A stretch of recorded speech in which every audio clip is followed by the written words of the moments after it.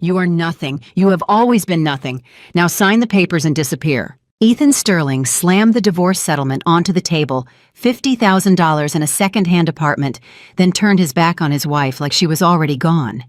Catherine grabbed Isabella's wrist, squeezed hard, and hissed directly into her face. "My son deserves a real woman, not a pathetic little mouse who contributed nothing to this family. Nothing." She shoved Isabella's hand away like touching her was beneath her. Ethan didn't even flinch. He was already texting Jessica. Subscribe now and drop your city in the comments, because what this family didn't know about Isabella was about to destroy everything they had ever built. Isabella Rossi had a gift that most people in her world would never understand and certainly never appreciate. She could sit in a room full of fire and make herself feel like water. She could absorb heat, absorb pressure, absorb humiliation, and give nothing back. No flinch, no trembling lip, no tear that dared fall in public. She had trained herself over 4 years of marriage into the Sterling family to become, for all outward appearances, exactly what they wanted her to be: invisible. But invisible did not mean empty. And tonight, a Tuesday in October, the kind of night where the air smelled faintly of wood smoke and coming rain, Isabella sat at the far end of the Sterling dining table and felt something shift inside her. Not breaking, not cracking, more like a lock quietly, finally clicking into place. The dining room at the Sterling estate was the kind of space designed to remind you of your smallness. 14-foot ceilings, a chandelier that cost more than most people's first homes, oil portraits on the walls, Sterling men with square jaws and Sterling women with cold, elegant eyes. Isabella had eaten dinner under those portraits 400 times, maybe more. She had never once felt like she belonged beneath them. She had made peace with that a long time ago. What she had not made a peace with, what she refused to make peace with, was what Catherine Sterling said next. "Isabella." Catherine set her fork down with the kind of deliberate precision that meant she wanted attention. She got it. Ethan's brother Marcus looked up. Marcus's wife Diana went very still. Ethan himself, her husband, the man who had slid a ring onto her finger on a rooftop in Florence and told her she was his whole world, continued scrolling through his phone. "Must you hunch like that? Sit up. My God, even the Vanderbilt daughters have better posture than you, and half of them were raised by nannies who didn't care." Isabella straightened. Slowly, she picked up her water glass, took a measured sip, and set it back down. "My apologies," she said quietly, evenly. Catherine was not finished. "I was speaking with Patricia Whitmore at the charity gala last weekend." Catherine continued, lifting her wine, examining it with faint displeasure before drinking. "She asked me quite sincerely, not unkindly, how Ethan was managing being married to someone so retiring. Her word, retiring. And I didn't know what to say, Isabella. I genuinely did not know what to say, because I ask myself the same question every single day." Marcus cleared his throat. Diana reached for the breadbasket and stared into it as though it contained the answers to life's great questions. Ethan did not look up from his phone. "Mom," he said in the tone of a man who considered himself to be the voice of reason at a table where he had abdicated all reason. "Let's just eat." "I am eating," Catherine said pleasantly. "I am also simply observing that your wife, at 28 years of age, might consider engaging more, showing more, being more." The Rothschild daughters at her age were already on 3 charitable boards. The Whitmore girl, Rebecca, she's chairing the Children's Hospital Gala. What does Isabella do? She sits. She nods. She is so thoroughly— Catherine paused as if searching for the word with great care. Unremarkable. The word landed on the table like a stone dropped into still water. Diana looked at her bread roll. Marcus looked at the window. Ethan looked at his phone. And Isabella looked at Catherine Sterling and thought, "You have no idea what is coming." Not with anger. Not with satisfaction exactly. It was quieter than satisfaction. It was the feeling of standing at the edge of something enormous, a cliff, a canyon, a decision, and knowing with absolute certainty that you are about to step forward and that the step is going to change everything, and that you are entirely, completely ready. She had been ready for a while now. She'd just been waiting for the right moment to let it begin. What Catherine Sterling did not know What Ethan Sterling had never been told, not once in 4 years of courtship and marriage, was that the quiet woman sitting at the far end of their table was the majority shareholder and acting chief executive officer of Helios International. Helios International, a name that meant nothing to people who ran in social circles rather than boardrooms. But in the world of private equity in the corridors of Wall Street and the financial districts of London, Hong Kong, and Singapore, that name carried weight like gravity. Multi-billion-dollar assets under management, 17 portfolio companies, 3 major infrastructure projects across 2 continents, a reputation for precision discretion, and an almost unsettling ability to see around corners that other firms couldn't even find. Isabella had built it, not inherited it, not stumbled into it. She had built it piece by careful piece, starting with a small inheritance from her grandfather. A quiet, brilliant man who had believed in her when no one else had thought to look twice. And an idea and 5 years of near-total isolation while she worked 18-hour days and learned the markets the way other people learn languages from the inside out, until she thought in numbers the way she breathed. She had also made a choice early on, a choice that cost her more than she had expected and less than she had feared. She had chosen to keep Helios invisible from her personal life. No profiles in financial magazines. Her name and face kept carefully, deliberately off the public record. A legal and communications team whose first priority was her privacy. She had done this for one reason: she wanted to be loved for herself. She was not naive. She understood that wealth attracted attention, affection that was really hunger wearing the mask of affection. She had seen it happen to other women she knew. She had decided it would not happen to her. When she met Ethan Sterling at a mutual friend's gallery, opening him in his navy suit, laughing at something across the room, turning and finding her eyes and holding them for just a moment too long, she had made a decision. She would let him get to know her, just her. Not Helios, not the portfolio, not the number. Ethan had loved her. She believed that still. Somewhere under the 4 years of slow drift and distraction and the gravitational pull of his mother's voice, there had been something real. She had held on to that belief longer than perhaps she should have, but the belief had not survived the conversation she had overheard 3 weeks ago. She had come home early from a business trip, a real one, though she'd described it to Ethan as a conference for a consulting firm she cited as her employer, and the house had been quiet in the way that houses are quiet when people in them think they are alone. She'd set her bag down in the foyer, and Ethan's voice had come from the study. He was on the phone. She had not meant to listen.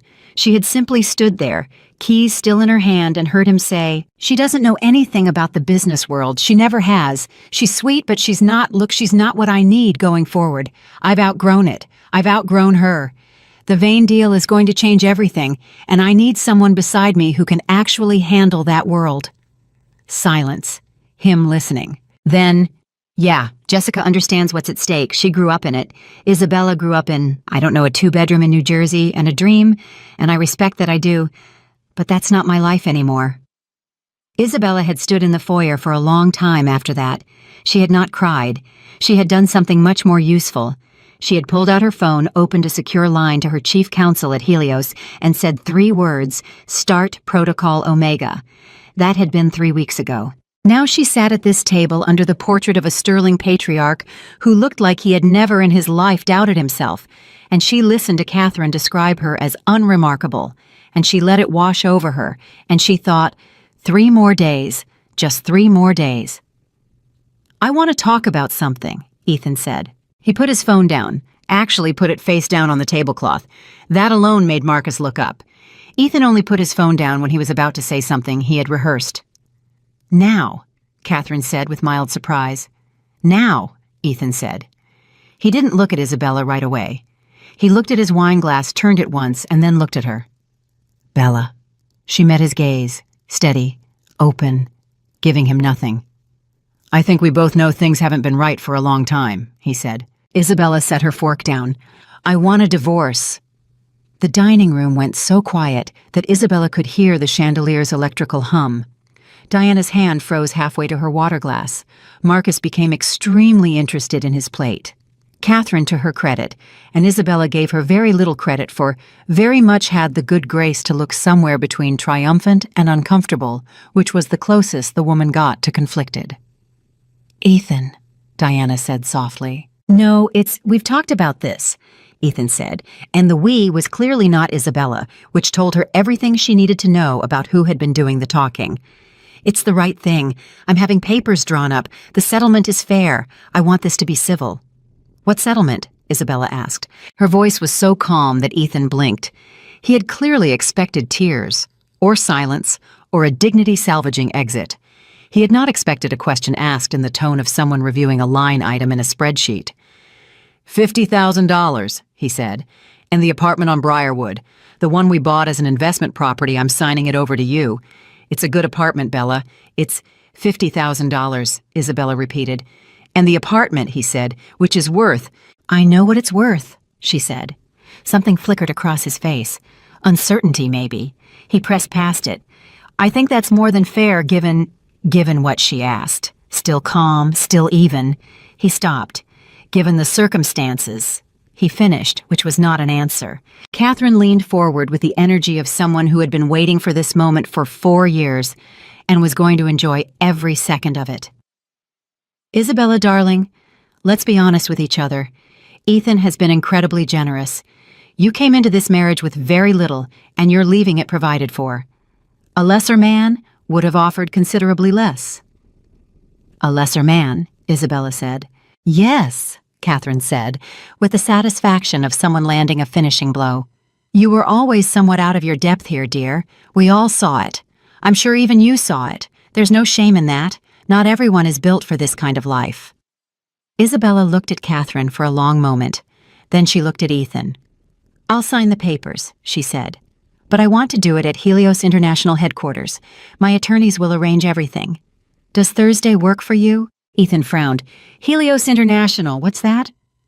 A firm I have a relationship with, Isabella said.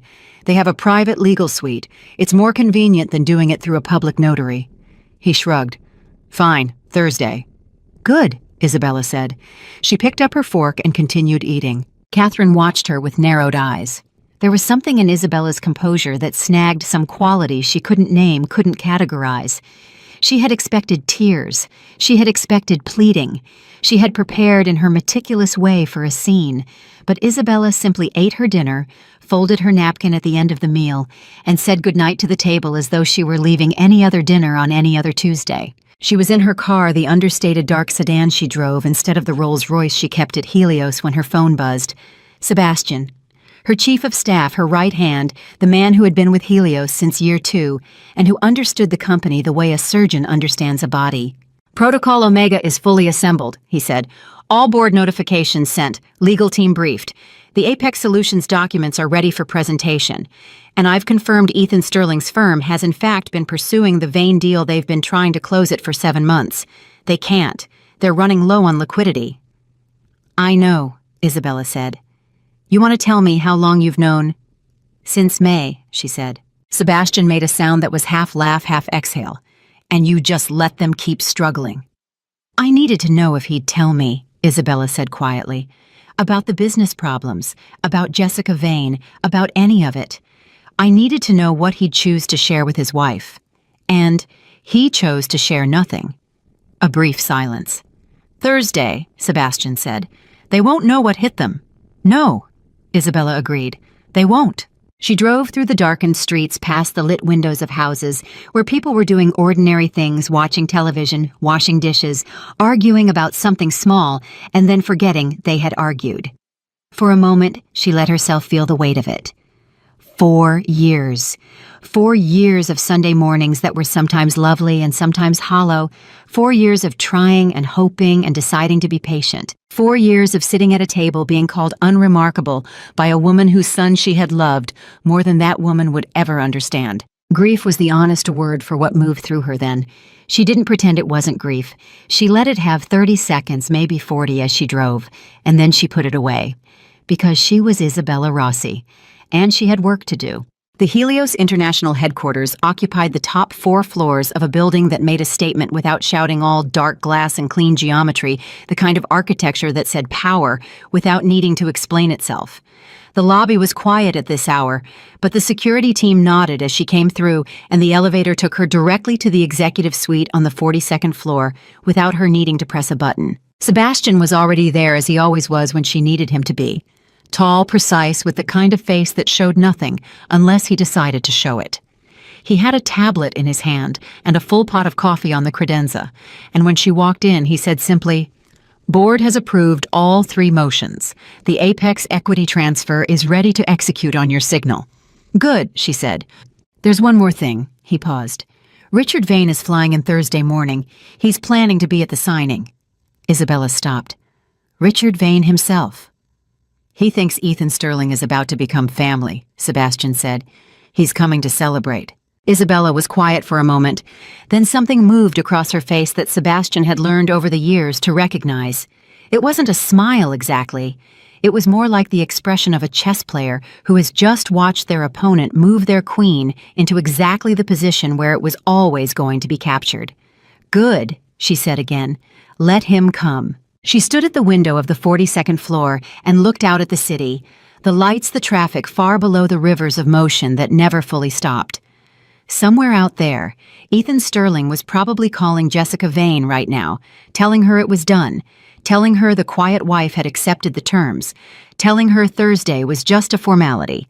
He thought Thursday was an ending. He had no idea it was a beginning. Isabella pressed her palm flat against the cold glass and let the city's scales settle into her, that feeling she had always carried since she was a girl in a 2-bedroom in New Jersey, looking out a much smaller window at a much smaller slice of sky, telling herself quietly, but with total conviction, this is not where the story ends.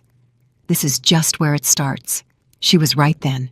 She was right now. Catherine's voice came back to her unremarkable, and Isabella let it come, let it exist for one moment in the clean air of the 42nd floor. Then she turned away from the window, sat down at the head of the table in the Helios boardroom, and opened the first of 17 folders Sebastian had prepared. She read until 3 in the morning. She knew every number, every clause, every line. She knew it all already, but she read it again because this was what she had always been underneath every quiet dinner and every swallowed insult. And every night she had pressed her face into a pillow and reminded herself to be patient. She was thorough. She was precise. She was methodical. She was in every way that actually mattered anything but unremarkable. And in 72 hours, everyone in that boardroom was going to understand that. The next morning came the way mornings always do after something has been broken too bright, too ordinary, as though the world had not received the memo that everything had changed. Isabella woke at 5:15, which was when she always woke, and for exactly 4 seconds she lay still and let herself feel the full weight of what the night before had been. 4 seconds. That was her rule. Feel it, name it, and then get up. She got up. By 5:30, she was on a secure call with Sebastian, and by 6, she had reviewed the overnight updates on Apex Solutions, Ethan's firm, the company he had spent the last 3 years building, with the confidence of a man who had never once considered that confidence and competence were 2 entirely different things. The numbers were worse than even Sebastian had projected. Apex had been bleeding quietly for 11 months.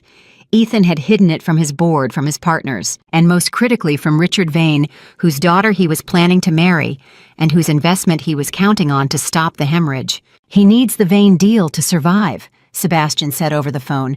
"Without that capital injection, Apex is looking at insolvency within 6 months, maybe 5. "And Richard Vane doesn't know that," Isabella said. "Richard Vane believes he's buying into a thriving mid-size firm with strong growth projections," Sebastian said.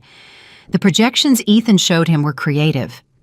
Isabella was quiet for a moment. "How creative?" "The kind that could attract regulatory attention," Sebastian said carefully. She processed that. "Pull everything. Every filing, every projection document, every internal communication we have access to through the equity stake. I want a clean brief on my desk by noon." "Already compiling," Sebastian said. "Also, Jessica Vane called the Helios mainline this morning." That made Isabella stop. "She called Helios, looking for a meeting with our investment team," Sebastian said. "She's apparently advising her father on the Apex deal. She doesn't know the connection yet. She just knows Helios has money and Apex needs partners." Isabella sat with that for a moment. The almost perfect irony of it. Jessica Vane, the woman Ethan had chosen over his wife, calling the company his wife owned to ask for the money that would save his firm. Don't call her back yet, Isabella said. Not until Thursday. She spent the morning at Helios working through the Protocol Omega files with the kind of focus that had always been her greatest weapon. People who underestimated her had always done so for the same reason. She was quiet. She was composed. She didn't fill silences with noise. She didn't perform her intelligence for rooms full of people who weren't paying attention. She had never needed to be the loudest voice. She had only ever needed to be the right one. At 11:15, her phone lit up with Ethan's name. She looked at it for one full ring before she answered. Bella. His voice had the careful warmth of a man who wanted something. She recognized the register immediately. She had heard it every time he'd needed her to attend an event. She hadn't wanted to attend every time he'd needed her to smile through a dinner that bored her, every time the performance of being his wife had required her particular brand of quiet dignity. I just wanted to check in. Make sure you're doing okay. Last night I know it was a lot. I'm fine, she said. Good, that's good. A pause. My attorney is going to send the paperwork to yours today. I was thinking maybe we do this somewhere a little more, I don't know, private, low-key, my office maybe, or... We agreed on Thursday at Helios, Isabella said. That arrangement still works for me. Right, but what exactly is Helios? Is it like a co-working space or a financial services firm, she said. Very discreet, very professional. You'll be comfortable there. Another pause.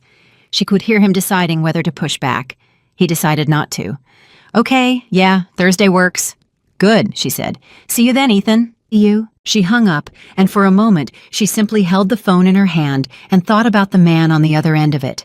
The man who had kissed her forehead on their wedding night and told her she was the best decision he'd ever made.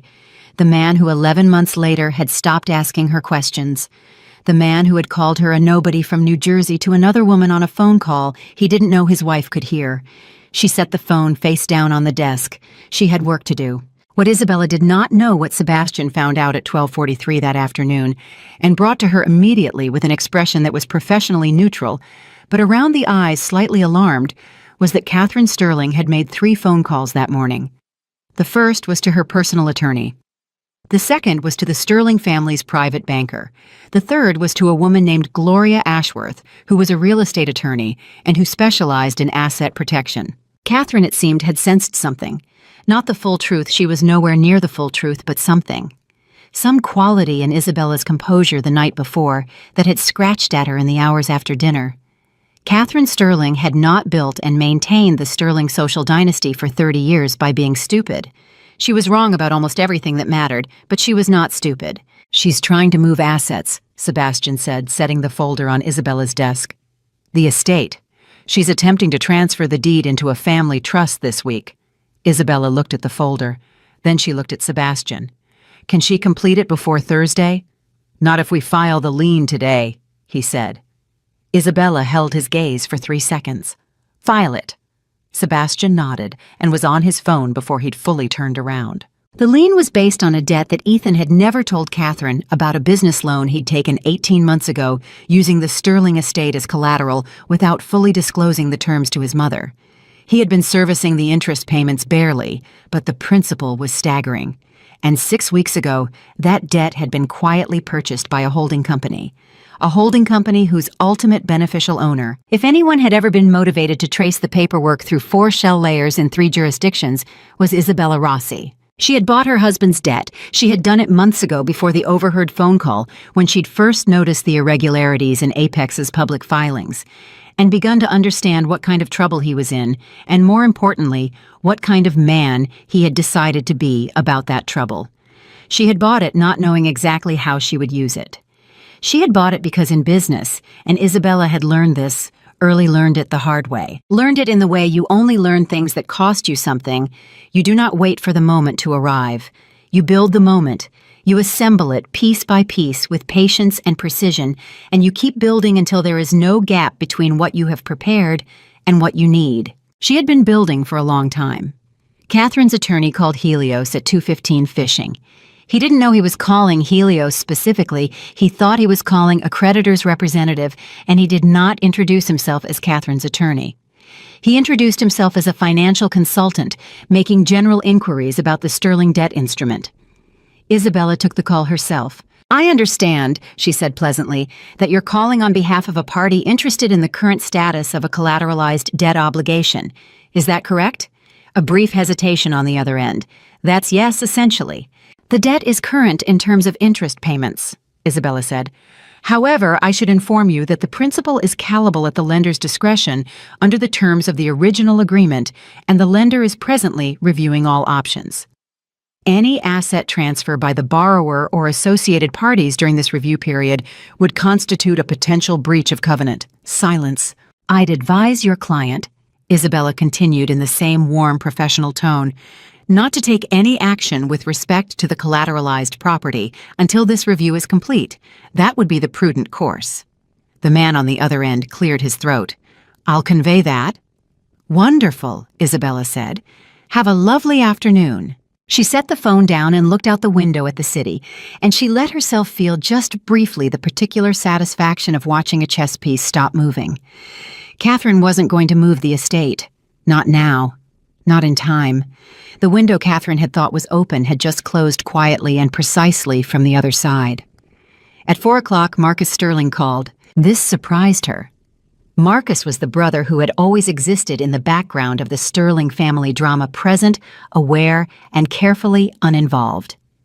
He had a law degree he'd never practiced a wife he genuinely seemed to like, and the survival instinct of a man who had grown up in Catherine's orbit and learned exactly how much energy to invest in any given situation. He called from his personal cell, not the family line. Isabella, he said, do you have a few minutes? I do, she said. I want to be straight with you, he said, and the directness of it caught her attention. Marcus was rarely direct. Direct was not a Sterling family trait. What Ethan did last night, the way it was done at dinner in front of everyone, that wasn't right. My mother's behavior wasn't right. I want you to know that I know that. Isabella was quiet for a moment. She was genuinely moved, and she let herself be moved by it because she was not a person who refused to feel things just because the timing was complicated. Thank you, Marcus. I also want to ask you something, he said, and you don't have to answer. Go ahead. The Thursday meeting, at Helios. He paused. How much does Ethan not know? The question was extraordinary in its precision. Isabella was quiet for 4 full seconds. Enough, she said. Another pause on his end, longer. Is there anything I should do before Thursday? Make sure you're not in that boardroom, she said quietly. Whatever you have with your brother, keep it separate from what happens Thursday. That's my advice. Okay, Marcus said. He sounded like a man who had just looked over the edge of something and decided he didn't need to see what was at the bottom. Okay, Isabella, for what it's worth. I always thought Ethan was lucky. Thank you, Marcus. Take care of yourself. He hung up. Isabella sat with the call for a moment, then she opened her laptop and moved on to the next file. Wednesday passed like the day before. A verdict always passes slowly when you watched it, and instantly when you looked back. Sebastian ran 3 separate dry runs of the Thursday presentation with the Helios legal team. The board materials were printed bound and checked against the digital versions for discrepancies. Isabella's personal stylist, a woman named Priya, who had been dressing her for Helios events for 3 years and who kept Isabella's public profile as carefully as a state secret, brought 3 options for Thursday and laid them out without commentary. Isabella chose the white suit without hesitation. Priya looked at her for a moment. Big day. Yes, Isabella said. White says, I have nothing to hide and I want you to know it, Priya said thoughtfully. That's exactly right, Isabella said. She did not sleep well Wednesday night. This was not anxiety. Anxiety had a particular feeling, a particular texture, and she knew it well enough to identify it when it arrived. This was something different. This was aliveness. The heightened sensitivity of someone standing at the top of a hill they have spent years climbing, looking at the distance they are about to cover going down. She lay in the spare room of the Helios executive suite. She had not gone back to the Sterling house after Tuesday night, and she was not going to, and she looked at the ceiling and thought about her grandfather. His name had been Antonio Rossi, and he had been by every external measure an ordinary man. He had run a small import business. He had driven an old car. He had worn the same 3 sweaters in rotation for 15 years. but he had sat across from Isabella when she was 9 years old, and he had said to her, "Isabella, the world will spend a great deal of energy trying to show you what it thinks you are. Your job, the only job that matters, is to know the difference between what they see and what is actually true." Ah, Mom, ma. She had carried those words into every room she had ever entered, into the sterling dining room under the portrait of men who had inherited everything and built nothing. Into this room, into tomorrow. She knew what was actually true. At 7:15 Thursday morning, Sebastian sent a single text. "He's here. Brought Jessica. Richard Vane's car just pulled up. Full house." Isabella read it, set her phone down, picked up her coffee, drank it slowly. At 7:45, she stood in front of the mirror in the executive suite bathroom and looked at herself for exactly 1 moment. White suit, hair back, the Helios insignia pin, small gold understated on her left lapel. No jewelry except her watch. She looked like what she was the person in charge. She had spent 4 years looking like something else. She was done with that now. "Sebastian," she said, stepping out of the suite. He was waiting, tablet in hand, a full team of attorneys and analysts arranged behind him with the practiced readiness of people who had prepared for something important and were not nervous about it. "They're in the outer conference room," he said. Ethan arrived with his attorney, his CFO, and Jessica Vane. Richard Vane came separately. He's with his own counsel. They think they're meeting a Helios investment liaison to facilitate the signing. "Do they know whose firm this is?" "No," Sebastian said. "They asked for the CEO's name at the front desk. Receptionist said the CEO would be joining the meeting shortly." Isabella nodded. She picked up the single folder Sebastian had prepared for her lean clean containing the 12 most important pages in the room, and she started walking toward the boardroom. "One more thing," Sebastian said, falling into step beside her. "Ethan's attorney tried to modify the settlement terms this morning.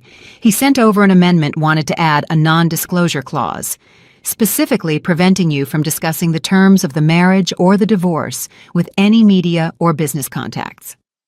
Isabella almost smiled. Almost. He got nervous. "Something tipped him," Sebastian agreed. "He'll be more nervous in about 4 minutes," she said. She stopped outside the boardroom door. Through the glass panel, she could see them, Ethan leaning back in his chair with the particular posture of a man who believed he was in control of a situation. Jessica Vane beside him, beautiful and polished and entirely unaware. Richard Vane at the far end, silver-haired, sharp-eyed, the kind of man who had made his money early enough that he no longer needed to prove anything to anyone, except that in 10 minutes he was going to discover he had nearly made the worst investment decision of his career. And Ethan's attorney, and Ethan's CFO, and 3 other people who had come today expecting a routine signing and were about to have a very different experience. Isabella put her hand on the door. She thought about the dining room, the chandelier, the portrait of the sterling patriarch, Catherine's voice saying, "Unremarkable," Ethan's voice saying, "I've outgrown her." She thought about her grandfather's sweaters and his second-hand car, and the particular way he had looked at her when she was 9 years old, like she was something the world had not yet figured out how to hold. She thought, "I know what is actually true." She pushed the door open and walked in. The room turned, every head. And in the moment that followed, the moment before anyone spoke, before anyone fully processed what they were seeing, she watched Ethan Sterling's face move through confusion, then recognition, then something that lived in the neighborhood between disbelief and the first cold touch of fear. She walked to the head of the table, she sat down, and she opened her folder. "Good morning," Isabella Rossi said, in the voice of someone who had been waiting a very long time to use it in exactly this room. "I'm the CEO of Helios International, and we have a great deal to discuss." The silence that followed Isabella's introduction lasted exactly 4 seconds. She counted them. She had learned over years of boardrooms and negotiations and moments where the air in a room changed because of something she had said or done, that silence had texture. There was the silence of confusion, which was soft and a little helpless. There was the silence of calculation, which was tight and had edges. And there was the silence of a room full of people who had just realized, simultaneously, that the ground beneath them was not what they had believed it to be. This was the third kind. Ethan was the first to speak, which surprised her slightly. She had expected his attorney to jump. First attorneys were trained to fill dangerous silences the way emergency crews fill breaches fast and without hesitation. But Ethan spoke, and his voice had the particular quality of a man trying to sound in control of a situation that had already left without him. "I'm sorry," he said. "You're the you said CEO." "Of Helios International," Isabella confirmed. She did not elaborate. She let the words sit. "That's not—" He stopped, started again. "Isabella, what is this? Is this some kind of what is this?" Jessica Vane's hand had gone still on the table. She was looking at Isabella with an expression that had not yet settled into anything definable. It was still in motion, cycling through possibilities, none of them landing. Richard Vane at the far end of the table had gone very quiet in the way of a man who had survived 40 years of business by recognizing quickly and without ego when a situation was not what he had been told it was. "This," Isabella said, opening her folder to the first page, "is the meeting you agreed to Thursday. We're here to formalize the divorce settlement and address several related business matters. I thought it would be efficient to handle everything in one room." "Related business matters," Ethan's attorney said. His name was Gerald Fitch, and he had been practicing corporate law for 22 years, and he was looking at Isabella with the focused attention of someone who had just heard a sound they couldn't identify and were trying very hard to place it. "What related business matters? My client came here for a straightforward divorce proceeding." "Then your client should have had straightforward finances," Isabella said pleasantly. She turned to the second page of her folder. "Let's begin with Apex Solutions." Ethan went still. Not just quiet, still. The particular stillness of a body that has received information it has not yet processed, like a system running a calculation. It doesn't have enough memory to complete. "Helios International." Isabella continued, addressing the room as a whole, "now acquired a 31% equity stake in Apex Solutions 14 weeks ago through a series of secondary market purchases. Combined with prior holdings through 2 of our portfolio vehicles, Helios currently controls 51% of Apex Solutions' outstanding equity." The room did not explode. It imploded. Every person at that table turned inward for a fraction of a second, recalculating, repositioning, reaching for whatever solid thing they could find. Gerald Fitch said very carefully, "That's not we would have known about a stake that size. Disclosure requirements." "Were met in full," Sebastian said, from his position to Isabella's left, sliding a tabbed document across to Fitch. "Filings are on page 4. All acquisitions were structured within regulatory thresholds and disclosed through appropriate channels. You're welcome to review." Richard Vane was looking at Isabella now with an expression she recognized. She had seen it before on the faces of very smart men who had been surprised, not angry, not defensive, but genuinely recalibrating. He was updating his model of the situation in real time, and he was doing it faster than anyone else in the room. "You own controlling interest in Apex," Richard Vane said. It was not a question. It was a man confirming a coordinate. "Yes," Isabella said. "Since when?" 14 weeks ago for majority control. We began accumulating the position approximately 8 months ago." Richard Vane looked at his daughter. Jessica was looking at Ethan. Ethan was looking at the table. "Ethan," Richard Vane said. His voice had changed registers entirely. The warmth that had been in it when he arrived, the warmth of a father at a celebration, was gone. What replaced it was something professional and cool and extremely focused. "Did you know about this?" "No," Ethan said. The word came out stripped of everything. No color, no defense, just the bare fact of it. "You had no knowledge that a single entity held controlling interest in your own company." Ethan started, stopped. His jaw tightened. "No." Richard Vane turned back to Isabella. "What do you want?" And there it was. The question that cut through everything, through the shock, through the theater of it, through every layer of surprise and confusion and wounded pride. Richard Vane was 63 years old, and he had not built what he built by wasting time on anything except the question that actually mattered. Isabella respected him for it. "Several things," she said. "In order." She turned to the next page. First, the divorce settlement. She slid a document toward Gerald Fitch and a copy toward Ethan directly. "The terms Ethan proposed, $50,000, and the Briarwood apartment, are declined.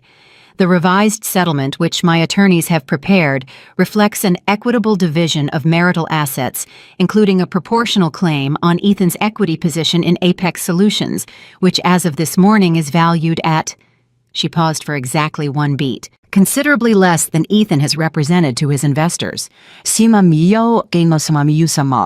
Gerald Fitch opened the document. His face did something complicated. You can't— Ethan started, and then his voice cracked slightly, not from emotion exactly, but from the pressure of trying to hold a position when the ground under it had just given way. Bella, you can't seriously— Second, Isabella continued as though he had not spoken.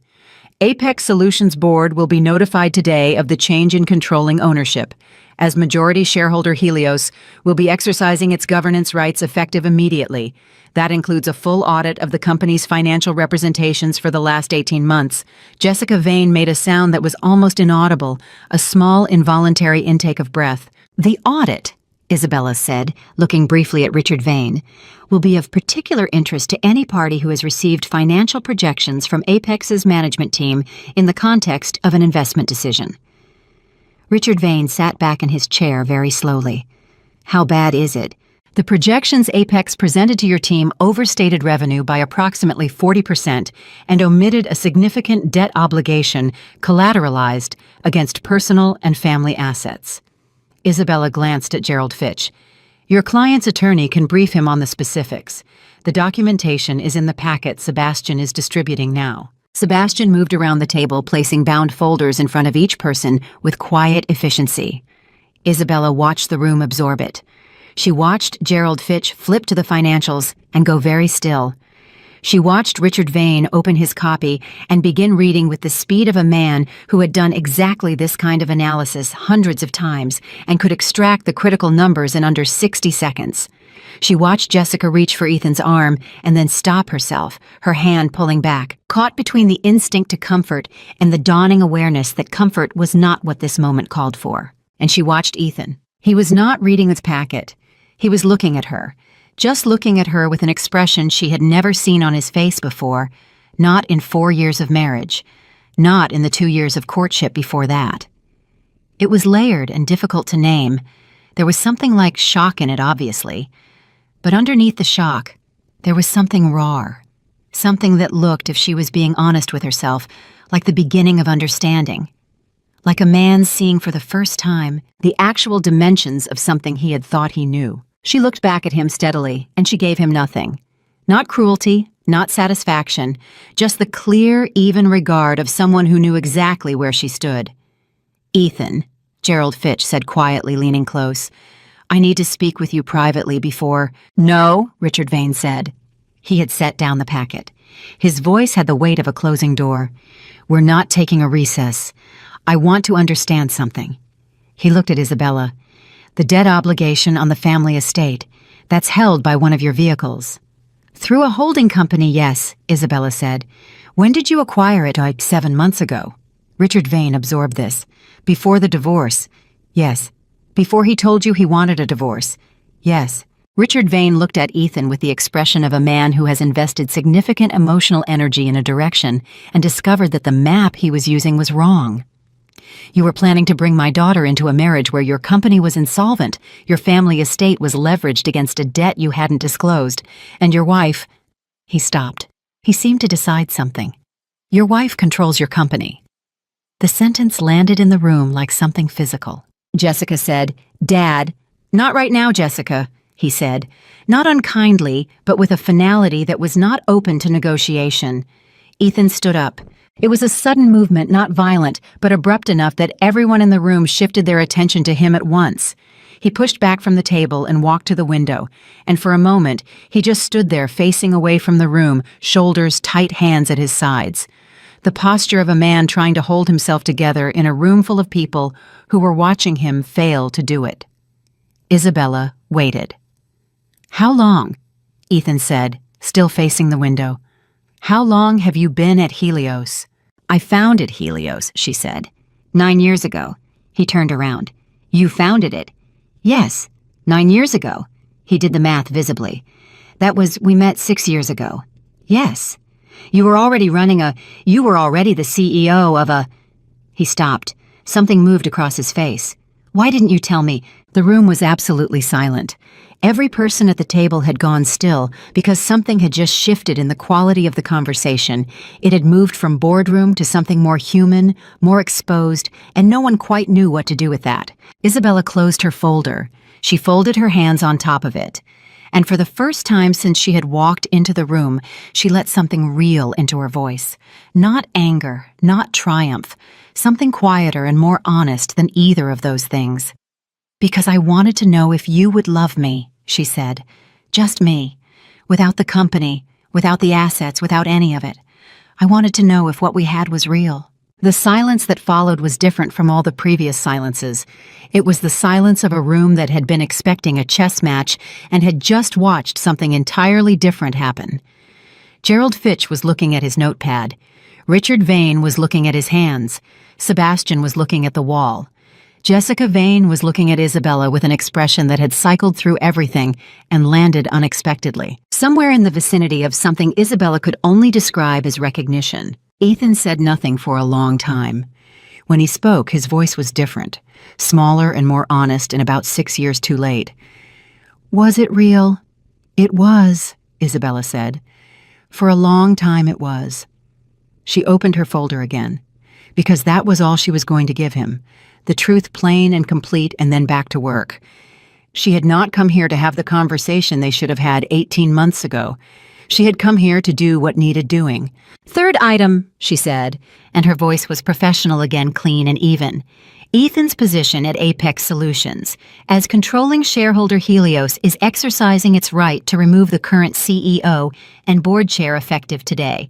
Ethan, you'll receive a formal notice from our legal team within the hour. There is a severance package. It's fair." Gerald Fitch said, "You can't unilaterally—" "Page 9, Sebastian said. Fitch turned to page 9. "Read it. Close the packet." Said nothing. "I want to speak to your board," Ethan said. His voice had found some steadiness again. He was pulling himself back together, and Isabella watched him do it, and she felt something that was not admiration exactly, but was in its general territory, because pulling yourself together in a room like this one after what had just happened required something real. "You're welcome to address the board at the next scheduled meeting," Isabella said, "which will be calendared by the new executive team." "The new—" He stopped. "You're replacing me." "I'm replacing the management structure that drove Apex to the edge of insolvency while misrepresenting its financial position to prospective investors," Isabella said. "Yes." Richard Vane stood up. He buttoned his jacket, which was the gesture of a man who had made a decision and was organizing himself around it. "I'll be withdrawing from the Apex investment," he said. He looked at Ethan, and there was something in his face that was not entirely without sympathy.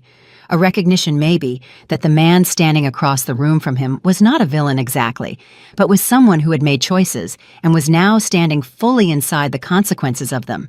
"I hope you find your footing, son. I genuinely do." Jessica stood too. She picked up her bag. She looked at Ethan for a moment, with an expression that Isabella would not soon forget. It was the look of someone watching a story they had told themselves about their own life come apart at its seams. Then she looked at Isabella, just briefly, and she said something that no one in the room expected. "I didn't know," Jessica said, "about the finances. I want you to know that I didn't know." Isabella looked at her. She believed her.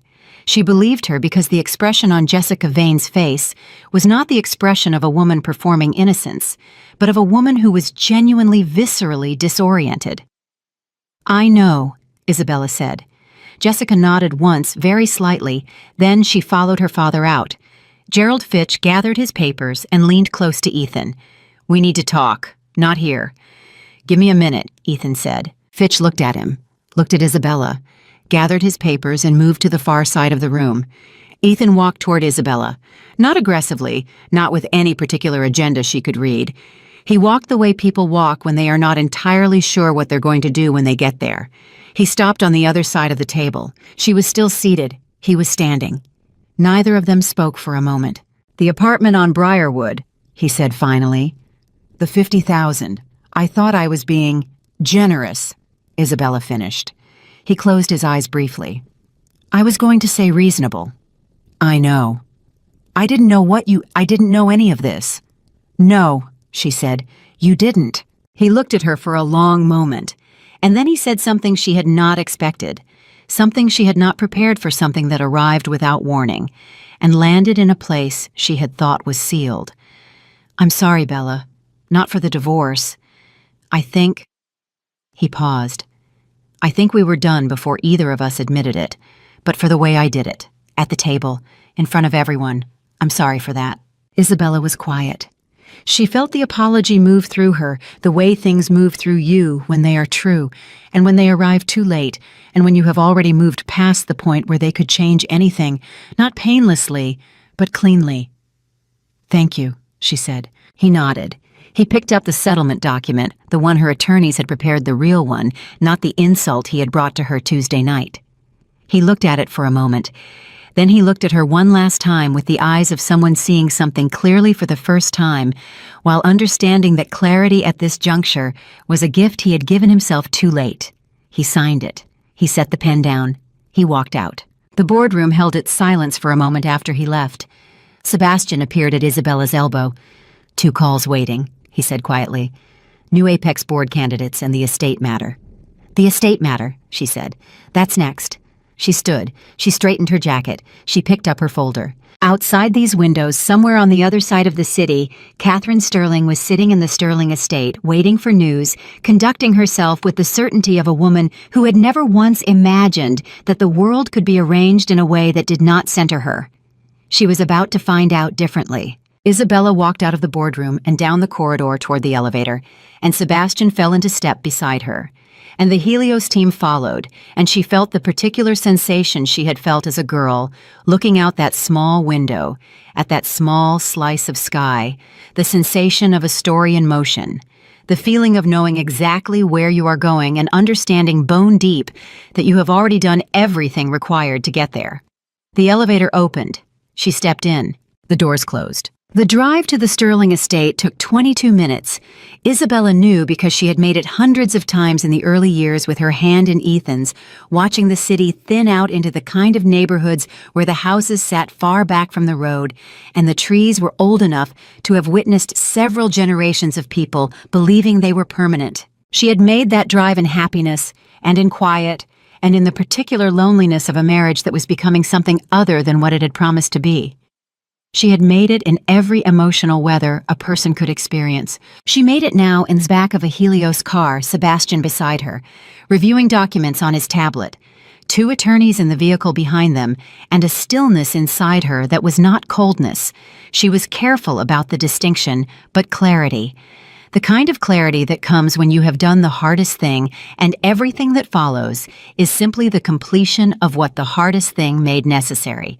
Her phone rang at the 11-minute mark. "Marcus." She answered. "It's done," he asked. No preamble. He had clearly been waiting. "The boardroom portion is done," she said. "I'm on my way to the estate now." A pause. "How is he?" She considered the question honestly. "He signed the settlement. He apologized. He walked out." Another pause longer. "That's more than I expected from him today."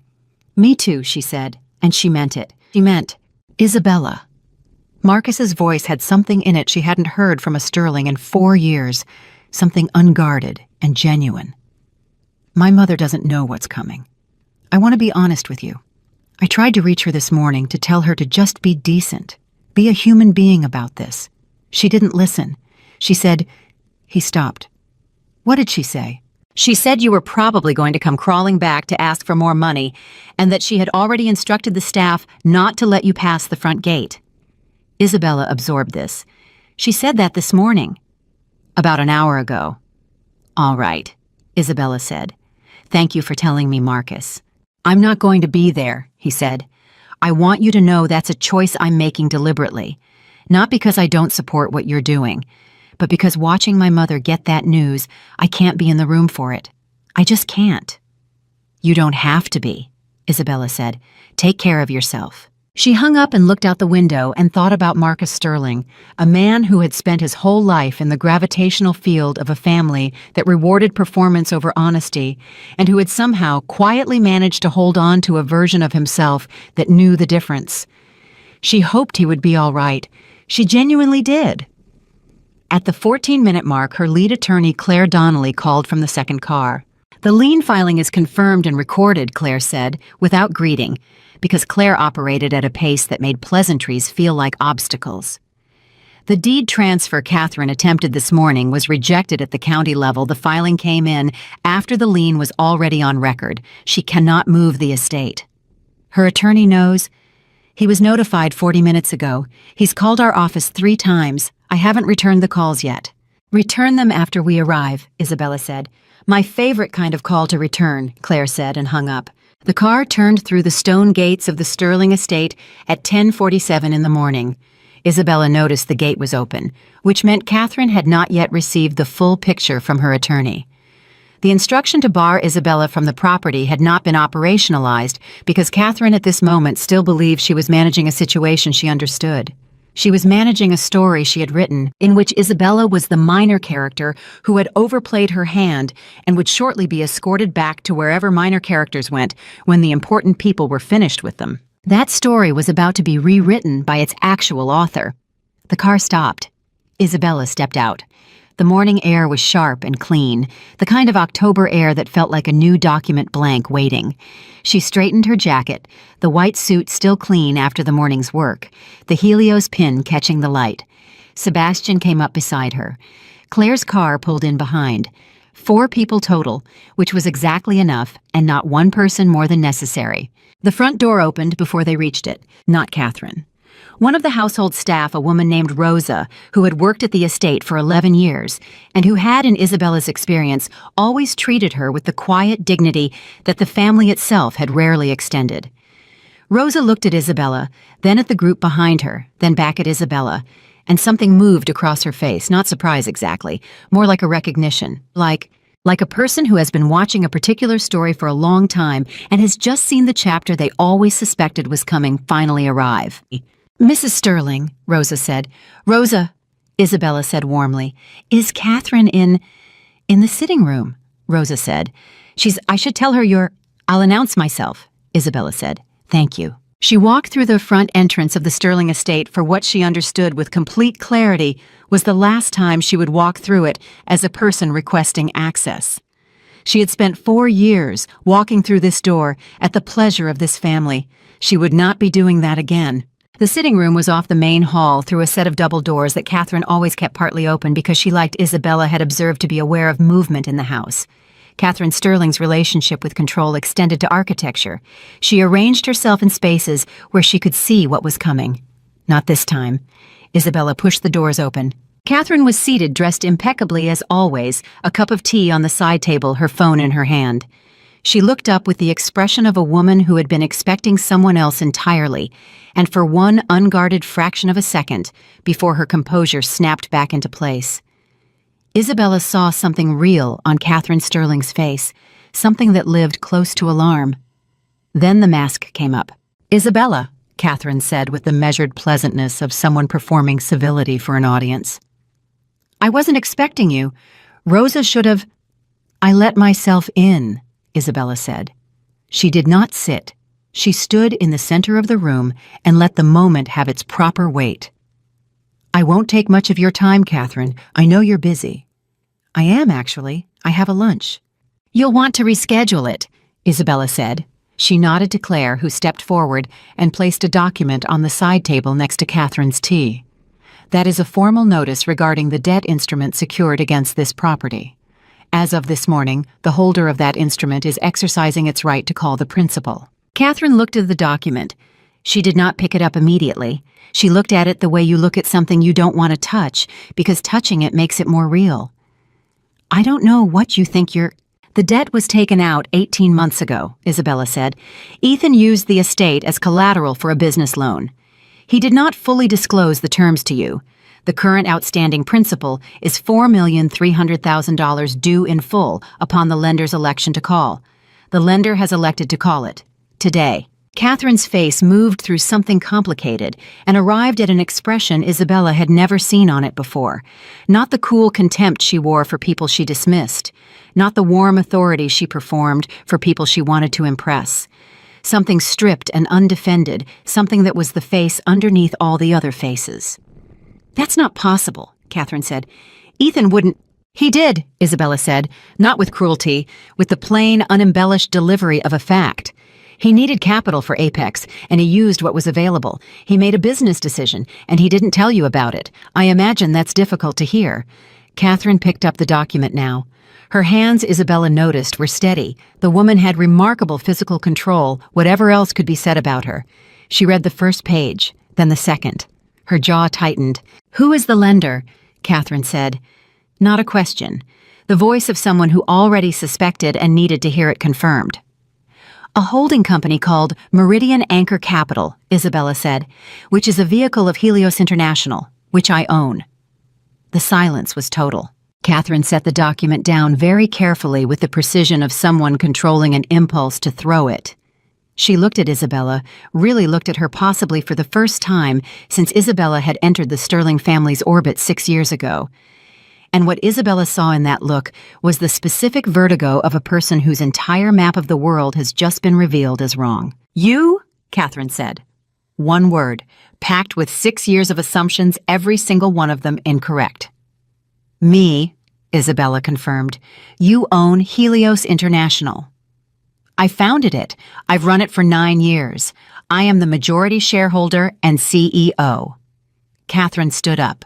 The movement was controlled but effortful, like someone pushing through resistance. And Ethan knew. "Ethan never knew," Isabella said. "That was my choice. I wanted to know if he loved me without it. For a while I believe he did." Something crossed Catherine's face that was genuinely unexpected, something that was not quite guilt, but was in its family. A kind of retroactive accounting, the expression of a woman doing rapid, painful arithmetic about a set of assumptions she had acted on for years with absolute confidence, and was now discovering were without foundation. "All those dinners," Catherine said, almost to herself, "all those things I said to you." "Yes," Isabella said simply. Catherine straightened. The composure came back, but it was different now. It was the composure of someone who was holding themselves together, rather than the composure of someone who had never needed to try. "What do you want? You're not here just to tell me this. What do you want from me?" It was, Isabella thought, the most honest question Catherine Sterling had ever asked her, and it deserved an honest answer. "I want what the document requires," Isabella said. "The outstanding principal, $4,300,000, payable within 30 days. If it cannot be paid, the estate passes to Helios as the secured creditor." She paused. "I should also tell you that I've spoken with the estate's other creditors. The property carries 3 additional liens that Ethan did not disclose to you. Total encumbered debt against this property is just under $7 million. Catherine sat back down, not gracefully. She sat the way people sit when their legs have made the decision before their dignity could intervene. $7 million, she said. "Yes." "The estate is worth $14 million at current market," Isabella said, "possibly $13.8. It's been a soft quarter for this zip code." Catherine looked in the middle distance for a moment. Then she said with the quiet of someone speaking from the bottom of something deep, "I don't have $7 million liquid. Not without—" She stopped. "Not without selling assets that would take months to liquidate." "I know," Isabella said. "Then you know I can't pay this." "I know." Another silence. Catherine looked at her. "So the estate will be transferred to Helios upon conclusion of the foreclosure process," Isabella said, "which under the terms of the covenant and applicable law can be completed in 45 days. She paused. "I want to be clear with you about something, Catherine. I am not doing this to destroy you. I am not doing this out of cruelty. I am doing this because your son leveraged this property without telling you, because that debt is legitimately owed, and because the creditor, which is me, has decided to collect it. Every step of this is legal, documented, and appropriate." Catherine looked at her for a long moment. "But you could have chosen not to collect it." "Yes," Isabella said, "I could have. But you're choosing to." "Yes, because of what we did to you." Isabella considered this carefully, because it was a more complex question than it appeared. "Because of what Ethan did with the company's finances," she said. "Because the debt exists and it is owed. Because Protocol Omega was designed to address exactly this situation." She paused. "And yes, because of what this family chose to do over 4 years to a woman they did not take the time to see." Catherine was quiet for a very long moment. Outside somewhere in the house, A clock struck 11. The sound moved through the rooms and faded. "The staff," Catherine said finally. Her voice had changed again. Something had gone out of it, some structural element that had been holding a particular shape in place. What was left was something more tired and more real. "The people who work here, Rosa, Thomas, the groundskeeping staff. What happens to them?" Isabella had expected many things from Catherine Sterling in this moment. She had not expected this. She looked at the woman across from her, at the exhaustion now visible under the precision, at the age that the mask usually kept hidden at the person underneath the performance, and she felt something that complicated everything in the cleanest possible way. "They will be offered continued employment," Isabella said. "Helios has plans for this property. The staff will be needed." Catherine nodded.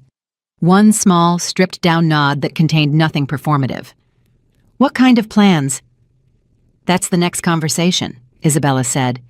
"Not today's." Catherine picked up her tea, set it back down without drinking. "I owe you an apology," she said.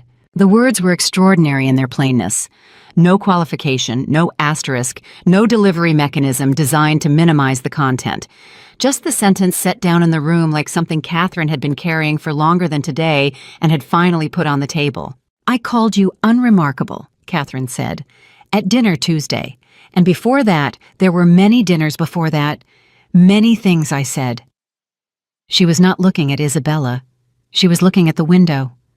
"I said them because I believed them, and I believed them because I didn't look. I looked at what I expected to see, and I stopped there." She paused. "That is one of the most expensive mistakes a person can make." Isabella was still. She let the apology exist in the room without rushing past it. She owed it that much. "Yes," she said, "it is." Catherine finally looked at her. Is there anything—" She stopped, started differently. "Is there anything I can do?" "Be honest with Ethan," Isabella said. "When he comes to you, and he will come to you because you are his mother, and right now he has very little. Be honest with him. Not about the money, about what you saw and what you chose not to see. He needs that from you more than he needs anything else right now." Catherine seemed to shrink slightly, and then catch herself, and then make the decision not to catch herself. "You still care what happens to him." "He was my husband for 4 years, Isabella said. "Yes, I do." Something moved across Catherine's face that was, Isabella thought, the closest the woman had ever come to genuine humility. It was not comfortable for her, it was not natural, but it was real. Claire touched Isabella's elbow gently. A reminder. The clock. There was more day ahead. Isabella picked up her copy of the document from the table. "You'll receive a formal letter from our legal team by end of day," she said, "with full details and a timeline. Claire Donnelly is our lead on this matter. Her information is on the cover page. Any questions your attorney has can go directly to her." She turned to leave. "Isabella," she stopped. Catherine said, "How did you do it, all of it, without—" She paused. "Without us knowing, for 6 years." Isabella turned back just partially. "I learned very young," she said, "that the most powerful thing in any room is not the loudest voice. It is the one that has done the work while everyone else was busy talking." She left the sitting room. She walked down the main hall. Rosa was near the front entrance, and she met Isabella's eyes as she passed, and Isabella said, "You'll be hearing from our team, Rosa. Your position here is secure." Rosa said very quietly, "Thank you, Mrs. Sterling." Isabella paused at that.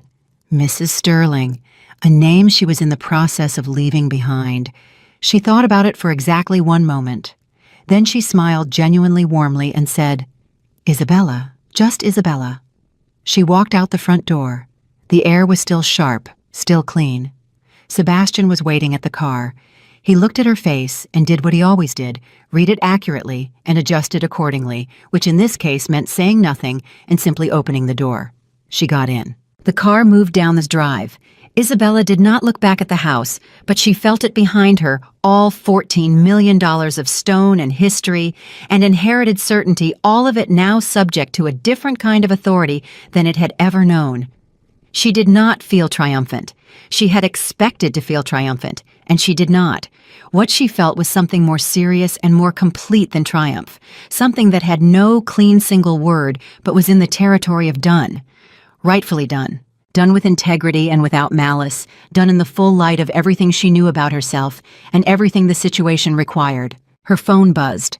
A message from a number she didn't recognize. She opened it. It was from Jessica Vane. It said, "I know this is strange, but I wanted to say, I think you are extraordinary. I'm sorry for my part in this. I hope you know that your strength today was not lost on everyone in that room." Isabella read it twice. Then she typed back, "Thank you. I hope you find someone who deserves you, and make sure he shows you his balance sheet first." She put the phone down, and for the first time all day, for the first time in weeks, maybe she laughed. A real one, short and warm, the kind that arrives without planning and means exactly what it sounds like.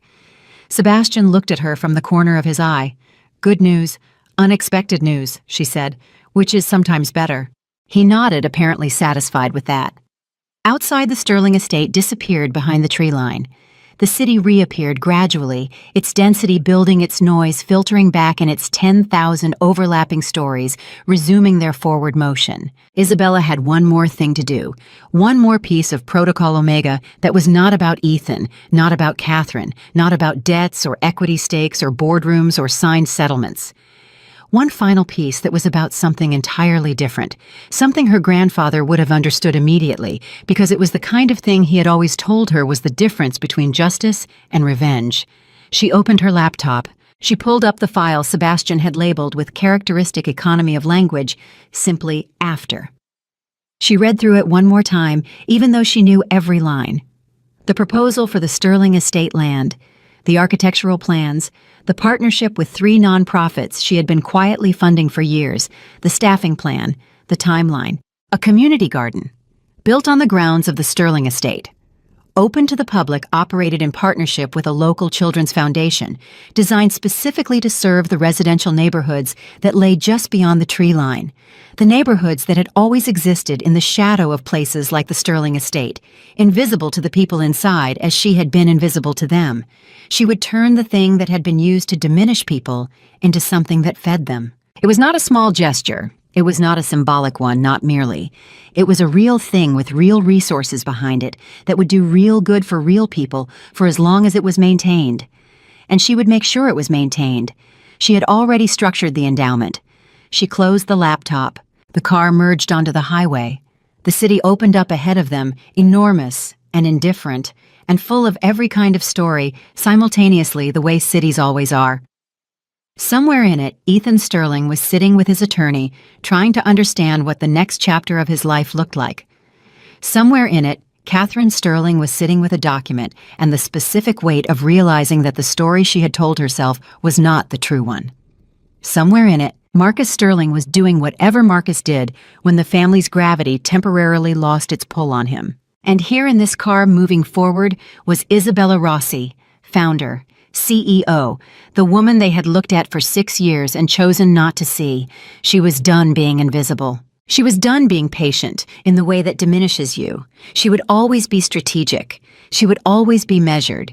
She would always do the work quietly and thoroughly and without performance. But she was done absorbing cruelty as the price of love. She was done sitting at tables where she was tolerated rather than valued. She was done being unremarkable to people who had never once made the effort to look. The highway moved under them, the city moved around them, and Isabella Rossi moved through it all forward, clear-eyed and unencumbered, carrying nothing that did not belong to her, and leaving behind everything that never truly had.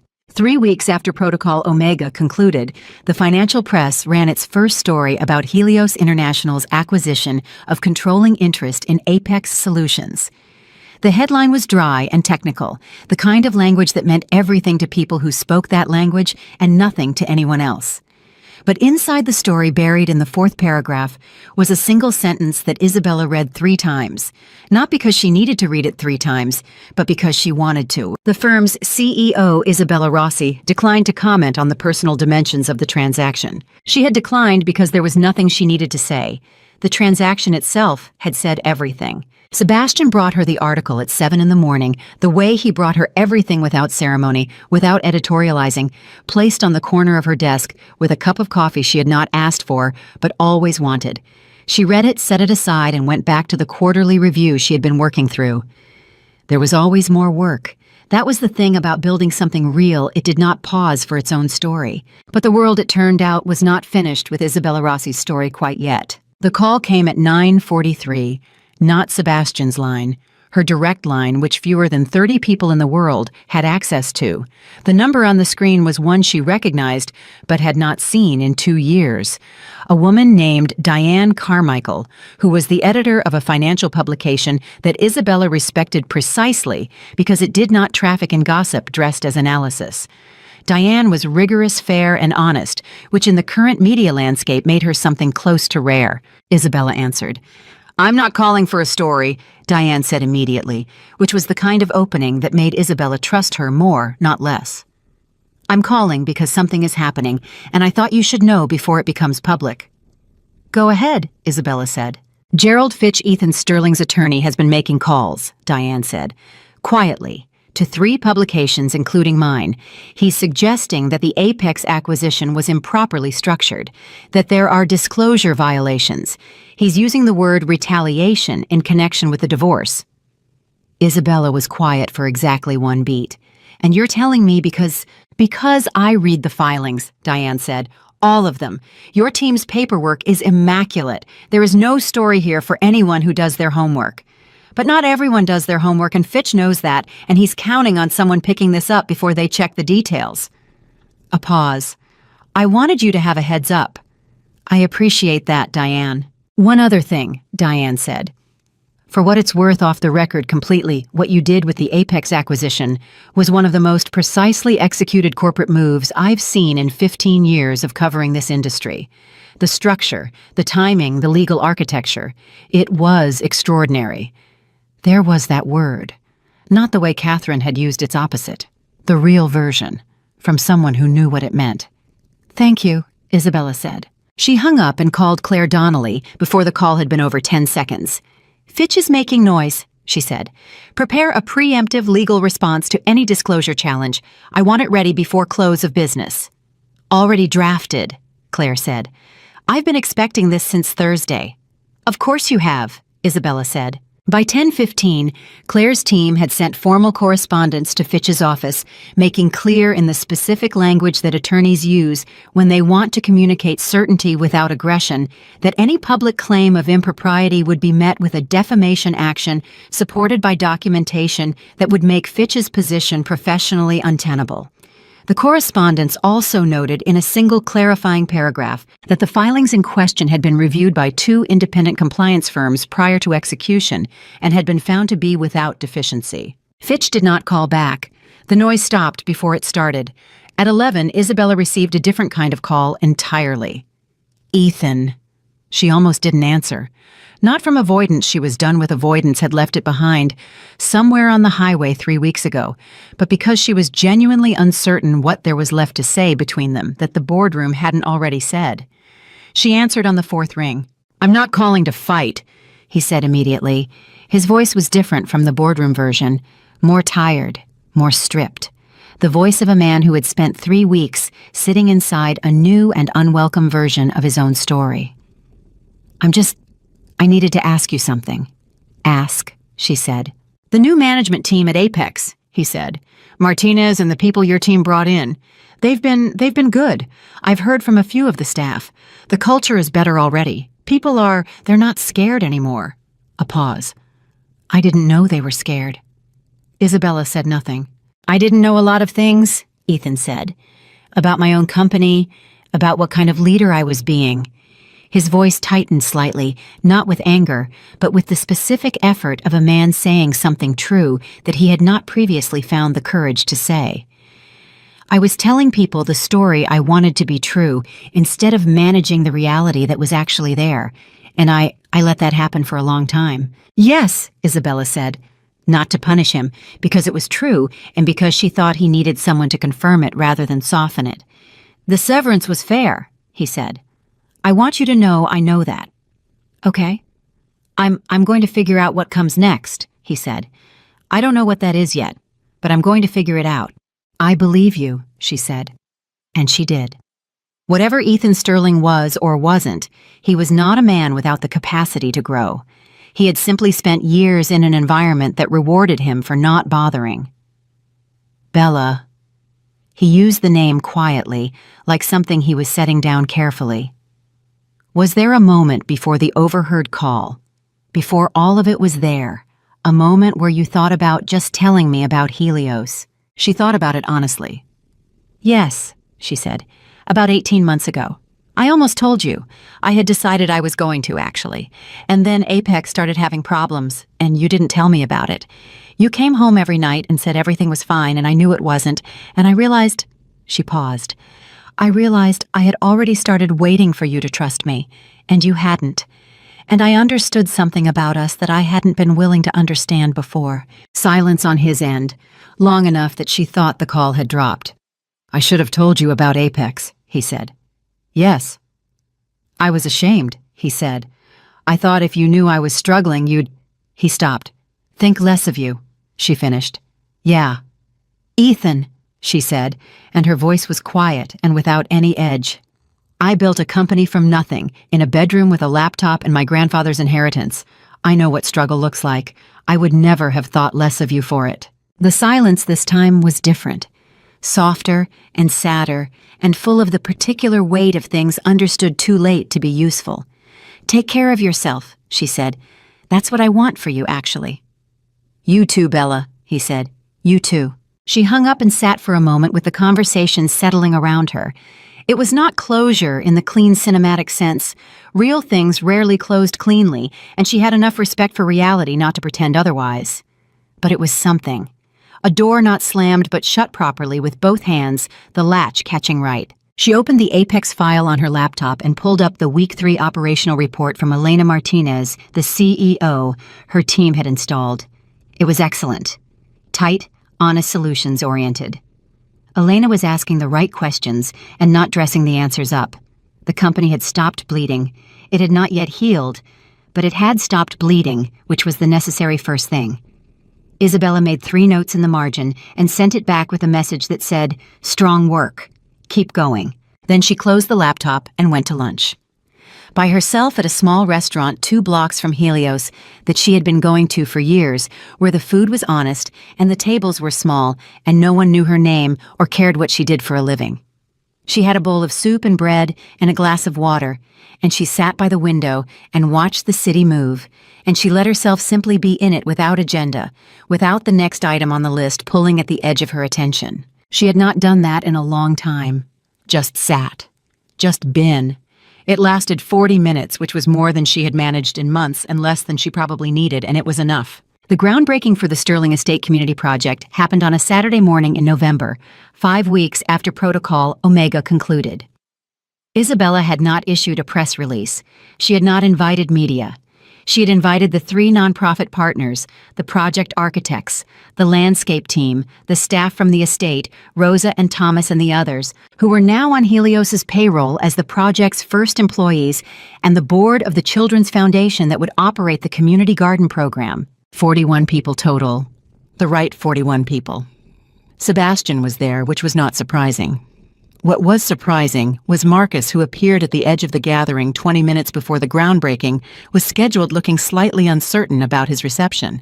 Isabella saw him before he saw her. She crossed to him. "You came," she said. "Diana told me about it," he said. His wife, who had apparently been paying closer attention to events than anyone had given her credit for. "I hope that's—" "It's good," Isabella said. "I'm glad you're here." He looked around at the gathering, at the nonprofit leaders, talking to the architects at Rosa, laughing at something Thomas had said at the Children's Foundation board members, reviewing the garden layout with the focused enthusiasm of people who were going to make something real happen here. He took it all in with an expression that was working through something complicated. "My mother asked me to give you something," he said. He reached into his jacket and produced an envelope. "She wrote it herself. Wouldn't let me read it. Just said to make sure you got it." Isabella took the envelope. She didn't open it immediately. She held it and looked at it and felt the weight of whatever was inside, not the physical weight, which was nothing but the other kind. "How is she?" Isabella asked. Renting a house in Westchester, Marcus said. The kind of house she would have looked at 4 years ago and said something unkind about. A pause. She's not doing it badly. I think she's cooking. For herself. I don't know if she's ever cooked for herself. She called me last week to ask how long you boil an egg. Isabella looked at him. You're serious? Completely serious, he said. I told her 3 minutes. She called back 20 minutes later to report that it had worked. She seemed genuinely pleased. About the egg. Isabella laughed. It came out warm and real and slightly surprised, which was exactly what it was. Good, she said. That's genuinely good, Marcus. He smiled. It made him look younger. Diana wants to have you for dinner sometime, whenever you're ready for that. No timeline, just whenever. Tell her yes, Isabella said. I mean that. The groundbreaking began. Isabella stood at the front of the group and said briefly, and without a script, what she wanted to say. That this land had been held privately for a long time, the way a great many things are held privately, kept inside walls, kept away from people who could have benefited from what was inside. That she believed strongly, had believed since she was a girl, without much but surrounded by community, that had offered what it had without condition, that the best use of any resource was one that moved outward rather than inward, that she hoped every child who would eventually come to this garden would understand, not from being told, but from the direct experience of it, that things could be built and shared and made to grow, and that the growing was the point. She said it in 4 minutes. She was constitutionally incapable of saying in 10 what could be said in 4. Then she picked up a shovel and turned the first earth, and 40 other people picked up their own shovels, and the thing that had been planned became real, in the way that only physical acts can make things real by actually happening in actual ground with actual hands. Well, Sebastian appeared at her elbow afterward.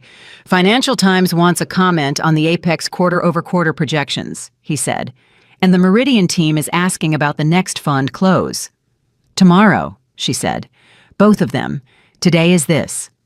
He nodded, pocketed his tablet, and then did something she had very rarely seen him do in 7 years of working together. He just stood beside her, without an agenda, and watched the people around them work. You did something good here, he said.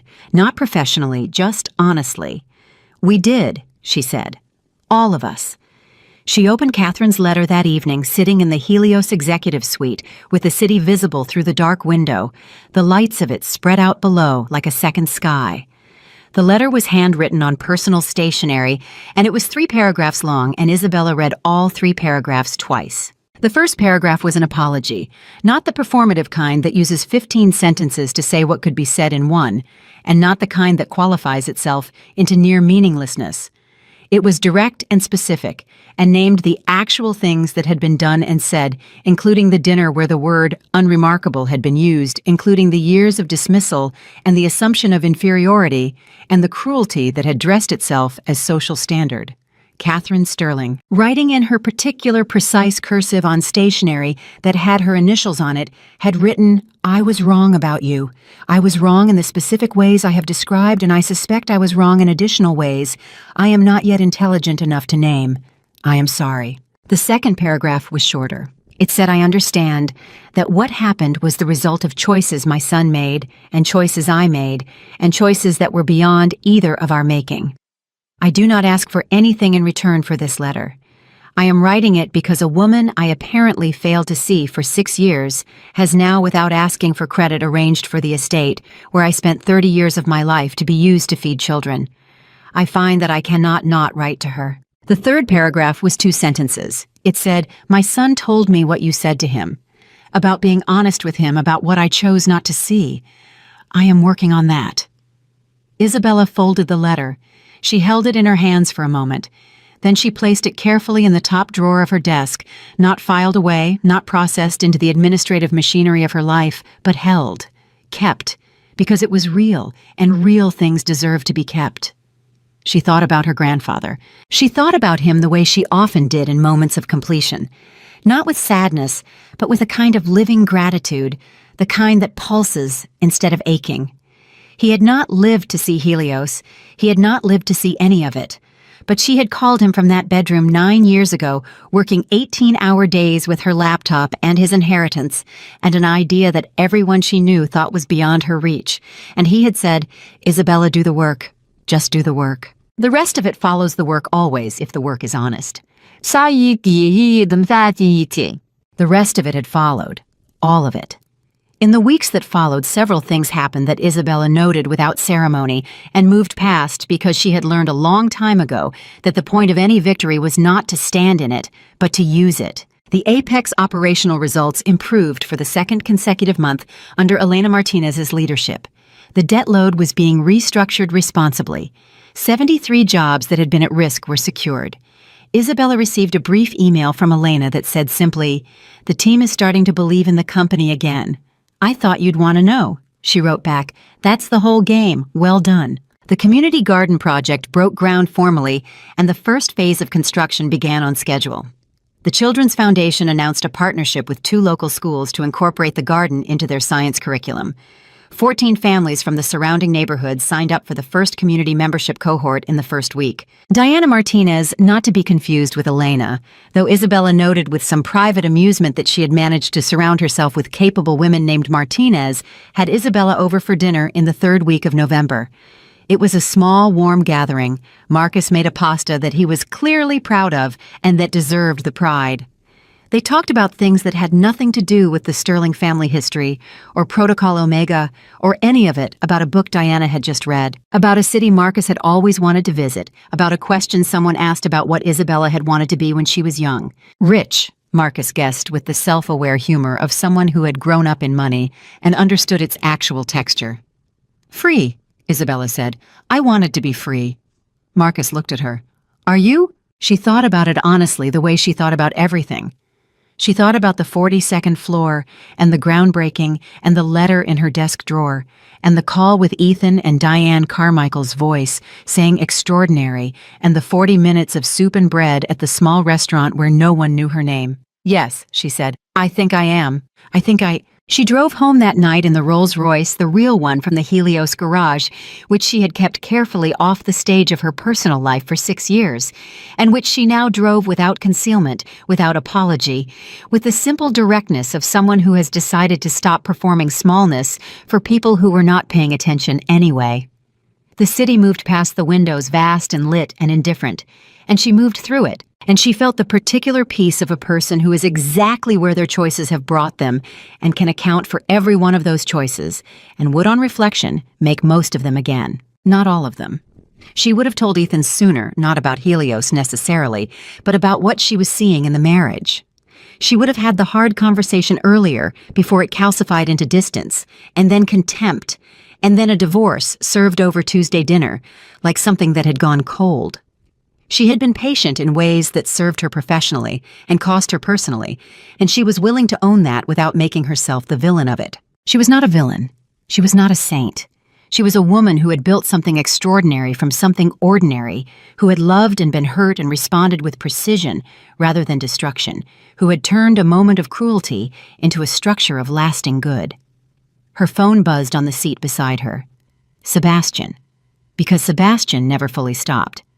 The message said, "Forbes wants a profile, full feature, cover consideration." She looked at the message for a long moment. Then she typed back, "Tell them yes." She had been invisible long enough, not by force now, not by strategy, not by the careful architecture of protection. She had chosen invisibility once, and it had served its purpose, and that purpose was complete. She was done with it. She was Isabella Rossi, founder and CEO of Helios International, and she had nothing left to hide and no one left to hide from. And the world was going to know her name, not because she had been wronged and recovered, not because she had outmaneuvered a man who underestimated her, but because she had built something real and honest and lasting, and that was the only credential that had ever mattered to her. The city moved, the car moved. She moved through it all, forward, clear, unencumbered. And that was the whole of it. Not the divorce that tried to diminish her, not the boardroom that tried to rattle her, not the dining room that called her unremarkable and thought the word would stick. None of that was the whole of it. The whole of it was this: a woman who knew what was actually true about herself, never stopped knowing it, no matter how many rooms tried to tell her otherwise, and that knowledge, quiet, precise. Absolutely immovable was the most powerful thing she had ever owned. It had always been enough. It had always been everything.